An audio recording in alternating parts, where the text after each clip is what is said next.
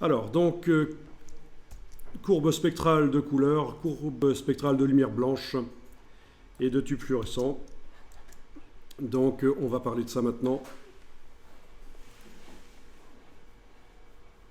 Je vais utiliser un de mes anciens blogs qui date d'il y a une dizaine d'années, qui est celui-ci,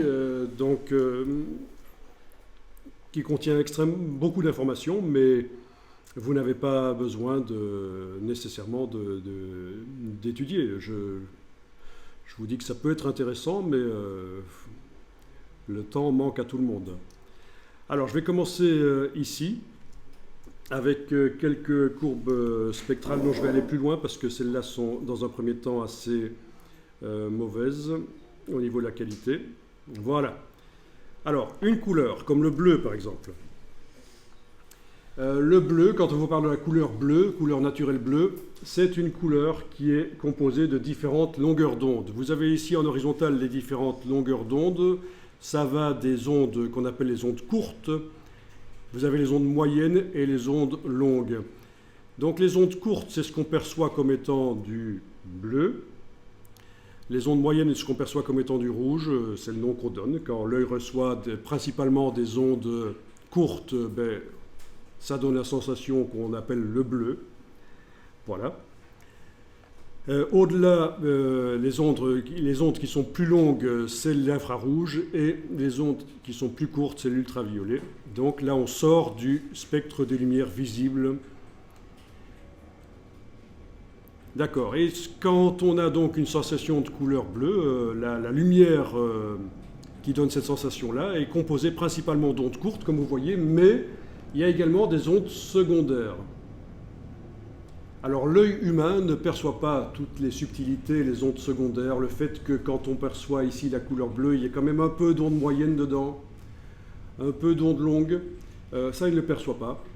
L'œil perçoit la longueur d'onde dominante, là où il y a le plus d'énergie dans la lumière.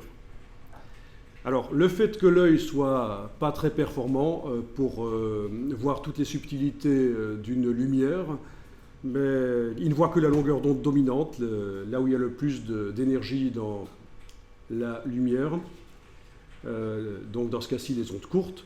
Eh bien, le fait qu'il ne soit pas très performant, c'est ce qui permet de faire des appareils comme les moniteurs, les télévisions, de manière assez facile. Il suffit qu'en mélangeant 3 couleurs de base, rouge, vert, bleu, sur votre moniteur, en différentes quantités, on reproduise une couleur qui a la même longueur d'onde que celle qu'on veut montrer, celle qui existe dans la réalité. On veut montrer une couleur de la réalité sur le moniteur. On mélange 3 couleurs de base, rouge, vert, bleu, de manière à ce que ça crée une lumière qui a une longueur d'onde dominante qui est la même que celle de la réalité, et ça passe. Donc, si l'œil était plus performant, ce serait plus difficile de faire des appareils comme des projecteurs, des moniteurs, même l'impression, l'impression sur papier, enfin toute reproduction de couleurs serait plus complexe si l'œil était très performant. En fait, il n'y a que les appareils scientifiques comme les spectrophotomètres qui sont capables de détecter les ondes secondaires dans une lumière. Donc toute lumière naturelle a des longueurs d'onde secondaires, mais qui ne sont pas détectées par l'œil humain. L'œil humain ne détecte que la longueur d'onde principale, la dominante.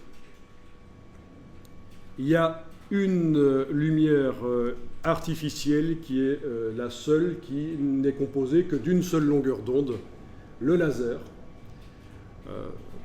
Que ce soit un laser, quand vous avez un porte-clés laser, vous pouvez regarder, il est inscrit dessus quelle est la longueur d'onde à laquelle il émet.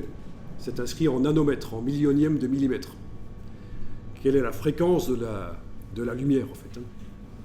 Mais vraiment, toutes les autres lumières, ça c'est l'exception, en fait, toutes les autres lumières sont composées de longueurs d'onde secondaires.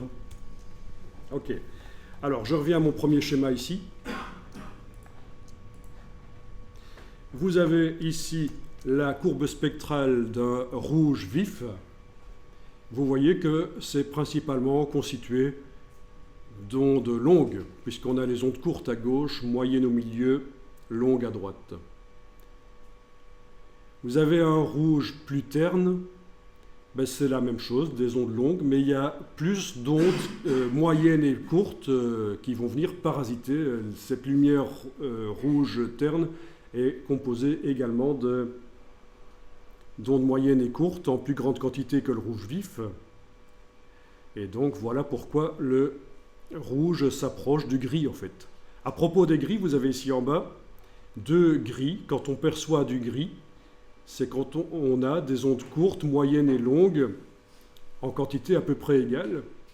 Alors, gris foncé, c'est des ondes courtes, moyennes et longues en quantité égale, mais l'énergie n'est pas très importante. Et du gris plus clair, il y a plus d'énergie. Mais c'est toujours équilibré.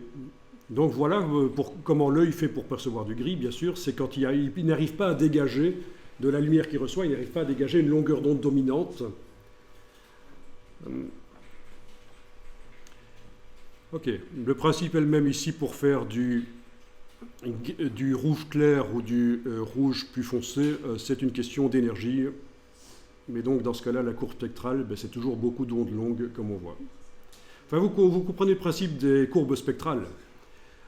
Du vert ici, il y a pas mal d'ondes moyennes, c'est comme ça, quand l'œil reçoit de la lumière qui a beaucoup d'ondes moyennes, c'est perçu comme étant du vert. Le blanc, c'est du gris très clair en fait. Hein.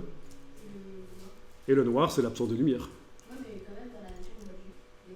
Donc le noir dans la nature, c'est quand la lumière ambiante est absorbée par la matière. Hein. Donc il n'y a pas de réflexion au niveau moléculaire, il n'y a pas de réflexion de la lumière, c'est absorbé. C'est une question de structure moléculaire des objets, en fait. Hein. C'est ça, la matière. Il y a toujours quand même un peu de lumière qui vient, même des objets les plus sombres, donc qui fait un peu le modeler. Vous avez peut-être entendu parler d'ailleurs de cette matière la plus sombre qui existe, qu'on met au point, qui absorbe quasiment totalement la lumière. On parle d'albédo, c'est la mesure de la quantité de lumière reflétée. Mais sinon, oui, il y a toujours un peu dans les zones sombres, un peu de lumière qui est reflétée, qui fait le détail. Ok,